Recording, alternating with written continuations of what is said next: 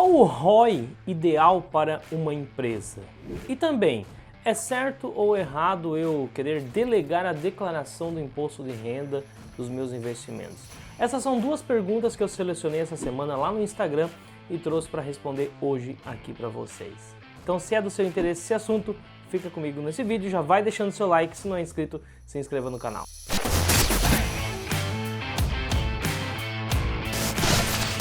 Fala galera, meu nome é Leandro Cabral e esse aqui é o canal 500 Pratas. Olha só, todos os sábados às 9 horas da manhã eu venho aqui responder algumas perguntas que eu acho bem interessante, uma explicação mais elaborada e que me fazem lá no Instagram, né? Então eu trago essa pergunta para responder aqui. Bom, e essa semana eu peguei duas que eu achei interessante. Primeiro, qual o ROI ideal para uma empresa? Para quem não sabe o que é ROI, é Return on Equity, que significa retorno sobre o patrimônio líquido. Então, olha só, retorno sobre o patrimônio líquido. Às vezes a gente tem que tentar entender o significado do indicador, até pelo nome que ele diz, né? Retorno sobre o patrimônio líquido. Então, retorno a gente está falando do lucro líquido.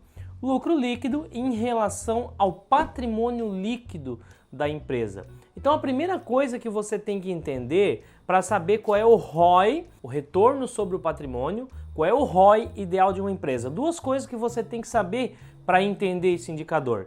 Primeiro, o que é lucro líquido e segundo, o que é patrimônio líquido. Porque afinal, para a gente encontrar o ROI, nós vamos pegar o lucro líquido e vamos dividir pelo patrimônio líquido da empresa. É muito simples, né? Eu pego lá uma empresa que ela deu 100 mil reais no ano de lucro líquido. E ela tem um patrimônio líquido de 1 milhão de reais. Então eu tenho um ROI de 10%. Porque eu pego 100 mil, divido por 1 milhão, eu tenho 10%. Esse foi o meu ROI, o meu retorno sobre o patrimônio líquido. Bom, até aí tudo bem. Aí me perguntam assim, qual é o número ideal? Olha, eu posso dizer que as empresas que têm números redondos, elas trabalham com ROI ali próximo de 15, 18, 20. Quando chega em 10 já começa a ficar baixo. Acima de 20 é um bom número. Mas, olha só, como eu sempre digo, você nunca pode analisar um indicador de forma isolada. E o ROI principalmente. Sabe por quê? Vamos entender primeiro o lucro líquido e depois o patrimônio líquido. O que é lucro líquido? É o que sobra de fato de uma operação. Então a empresa vai lá, produz seus bens e serviços, né? Tem um custo para produzir isso aí. Vamos imaginar o seguinte, a empresa ela vendeu 100 mil reais no ano. Uma venda, 100 mil reais no ano, foi a receita da empresa. Só que aí dessa receita ela teve um custo de 60 mil reais, então já sobrou 40 mil reais. Isso aí, vamos dizer que veio só da operação da empresa, né? Sobrou 40 mil reais ali. E aí a empresa teve um resultado financeiro também, entrou mais lá 10 mil reais dos juros que ela recebe de um caixa que ela tem. Então subiu para 50 mil reais.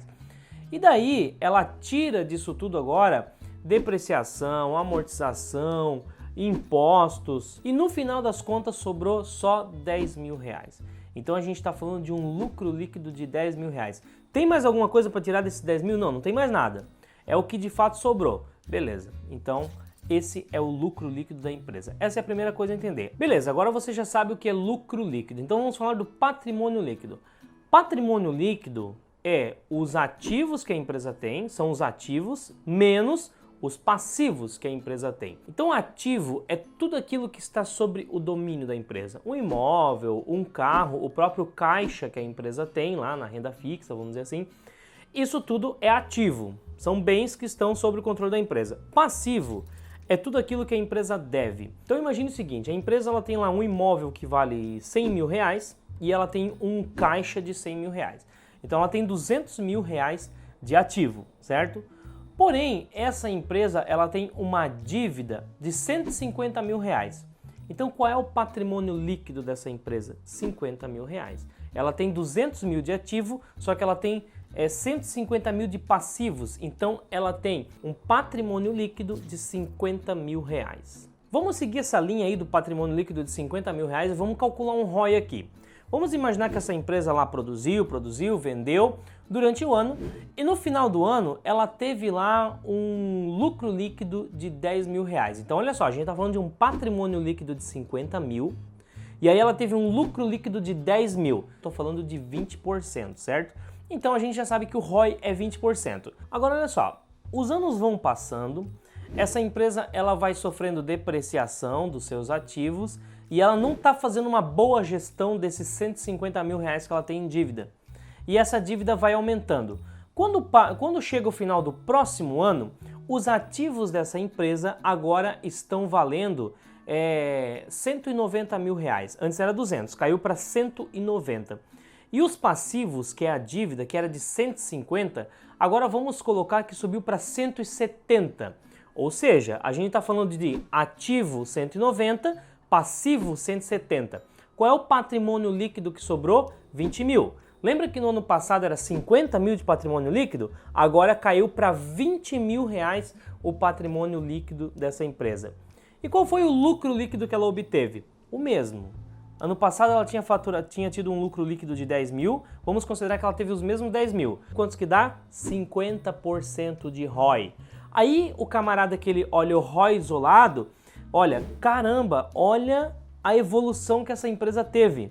Ano passado ela estava com um ROI de 20%, hoje ela está com um ROI de quanto? 50%. Aí ele pensa, o ROI saiu de 20 para 50. Parece ótimo à primeira vista, né?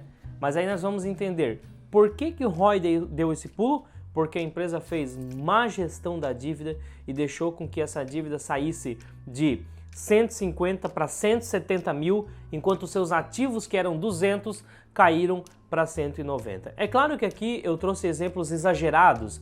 Esses números que eu trago aqui, essas variações, precisam-se de alguns anos para que ele aconteça. Mas eu coloco números um pouco exagerados aqui para que você entenda a variação do indicador, para que você entenda como ele se comporta. Ou seja, gente, quando você analisa o ROI de uma empresa, você tem que observar se esse ROI é saudável ou se esse ROI vem de um descontrole de dívida.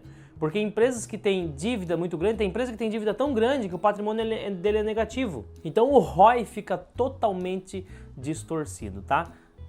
Como sempre, mais uma vez eu digo, não existe como você identificar, analisar um indicador de forma isolada. Você tem que aprender a avaliar o contexto, o conjunto. Bom, já que a gente está em período de imposto de renda, eu peguei uma de imposto de renda para a gente falar um pouco, que é: acha errado eu querer delegar a declaração de imposto de renda?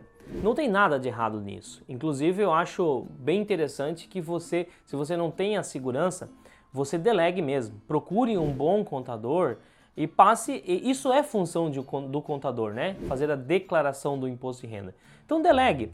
Só que veja bem, não é porque você vai delegar que agora, me livrei dessa tarefa, não preciso mais cuidar disso. Não, porque como que o contador vai ter as informações para fazer a sua declaração do imposto de renda?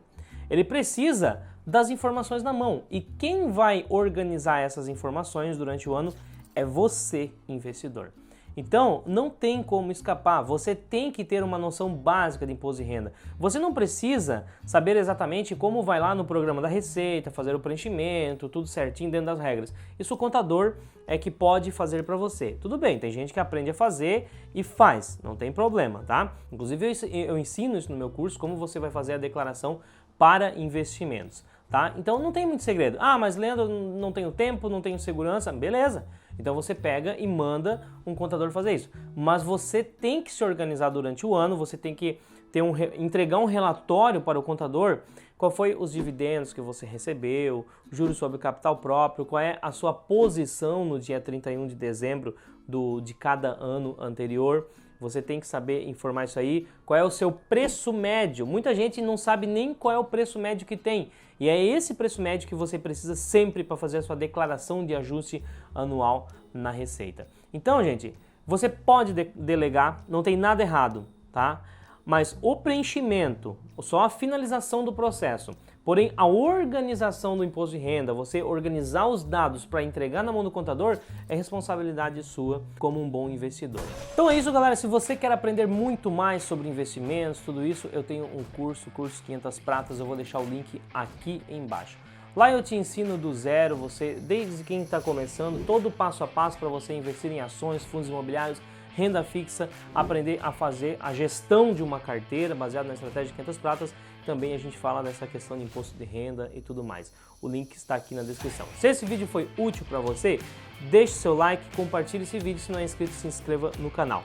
Te vejo no sábado que vem às 9 horas da manhã. Fui!